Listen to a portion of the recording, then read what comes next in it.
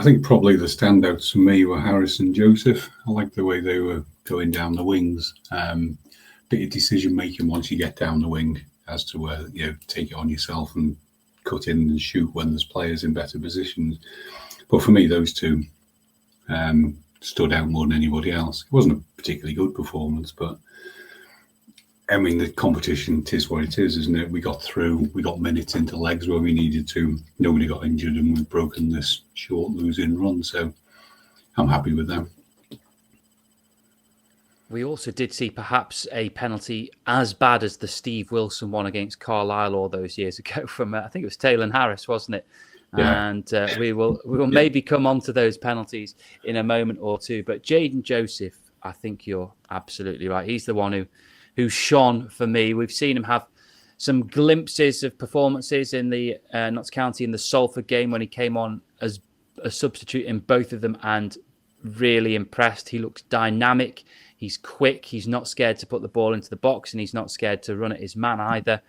And I know he was playing against an under-21 side last night, so it wasn't a particularly strong team. It wasn't like playing against League Two opposition, but for me, he was the one who stood. And I'm close to saying that I think he probably has to start against Newport on Saturday. Yeah, I was looking at that. Who would you bring him in for, though? Well, your options are you play him at wing-back on either side. And we were critical of the wing-backs on Saturday against Salford in that perhaps Brough and Norman are a little bit too similar.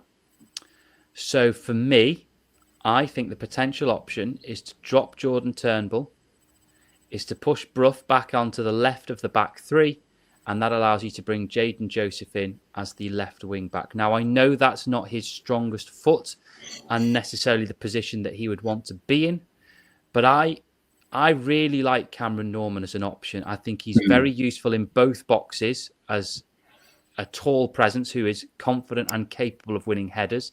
I do think he puts decent balls into the box. Is he a standout player in League Two? No, but Tranmere don't have many standout players in League Two. But I think by having that kind of setup on Saturday against Newport, it allows you to keep him in the side. It allows you to get Jayden Joseph into the team. And also, crucially, you do not have to worry about Amari Patrick dropping into a more defensive role when you've got to have him playing further forward, ideally. To Holmes' way, yeah. I mean, I like Norman. I like the options it gives. I mean, he's a good crosser of the ball. If we had a big centre forward who could head it, it would show his importance more, I think. He's also a really good option as a get-out ball, Norman, for that kind of long crossfield ball.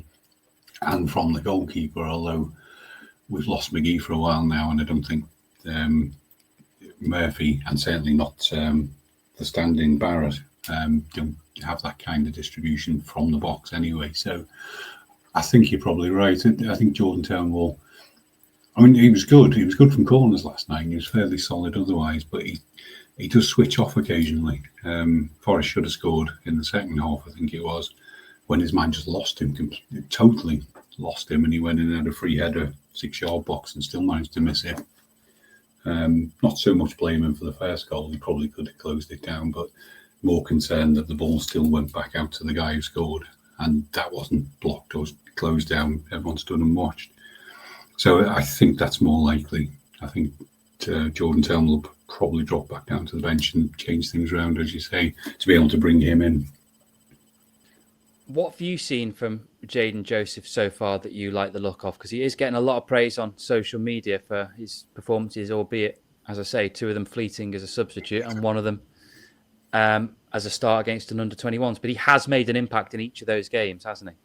Yeah, and you could see it a bit yesterday. He's not short on confidence, obviously, and he's still young. But I like, he'll take people on down the wing, go past them.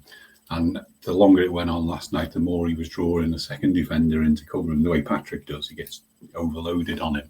And if we can find out where that space is and use that better by moving it across quicker, across the middle, I think he'll have an impact just by being on the pitch, not just for what he can do.